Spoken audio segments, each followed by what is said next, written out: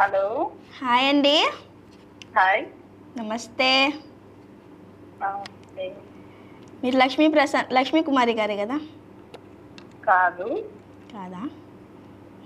భవాని.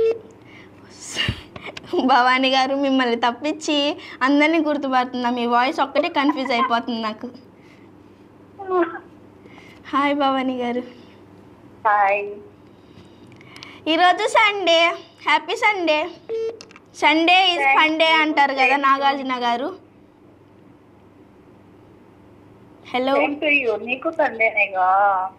అవునండి, అవునవును. అంటే నాగార్జున గారు సండే ఈజ్ ఫండే అంటారు కదా, అంటే ఈరోజంతా మనకి ఫండేనే. అవును. ఫుల్ ఎనర్జీతో ఫుల్ జోష్తో ఉండాలి ఈరోజంతా. అవును. ఏంటండి మరి సంగతులు? క్వశ్చన్ విన్నారా? విన్నాను, కానీ ఆన్సర్ కరెంట్ అనుకుంటున్నా. కరెంట్. అక్క లోపలకి అక్క పైన కూర్చుంటే చెల్లి లోపల ఉంటుంది ఇంట్లో. అక్క లోపల లోపల ఉంటే అక్క పైన ఉంటుంది, అక్క పైన ఉంటుంది, చెల్లి లోపల ఉంటుంది. దానికి ఆన్సర్ మీరు కరెంట్ అన్నారు కదా. ఓకే, తను ఇందాక అడిగిన వాళ్ళు మళ్ళీ కాల్ చేస్తే ఓకే, కాల్ చేయకపోతే మళ్ళీ నెక్స్ట్ డే రేపు చూసుకుందాం మనం ఏంటి ఆన్సర్. ఎలా అంటే కరెంట్ పైన ఉంటుంది, బయట ఉంటాయి కదా. అవునవును, అది కరెక్టే. మనం లోపల ఎలక్ట్రిక్ అన్ని వాడతాం కాబట్టి ఇంట్లో మనం అన్ని ఉంటాయి కదా. అవునండి, దాని ద్వారా యూజ్ చేస్తాం కదా. అవునవును.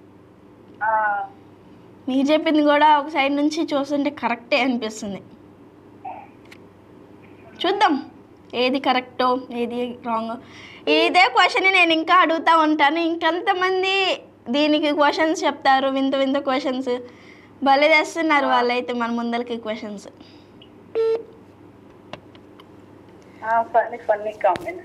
Funny funny. మరి మీరు ఈరోజు ఎవరికన్నా విషెస్ కానీ లేదా సాంగ్ ఏమైనా డెడికేట్ చేయాలనుకుంటున్నారా? లేదండి, సాంగ్ డెడికేట్ చేస్తాను. ఏం సాంగ్? సాంగ్ అంటే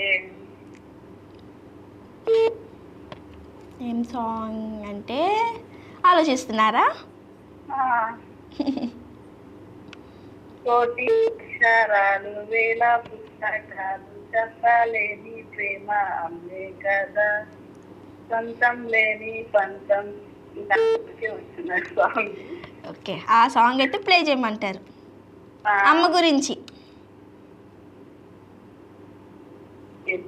అమ్మ గురించి కదా అంటున్నా. ఓకే, తప్పకుండా అయితే ప్లే చేసేస్తాం. చూస్తూ ఉండండి. లాస్ట్లో వాళ్ళు కాల్ చేసి ఆన్సర్ చెప్తే ఓకే, ఆన్సర్ చెప్పకపోతే మళ్ళీ రేపు చూసుకుందాం. ఓకేనా? ఓకే అండి, ఇలానే కాల్ చేస్తూ ఉండండి.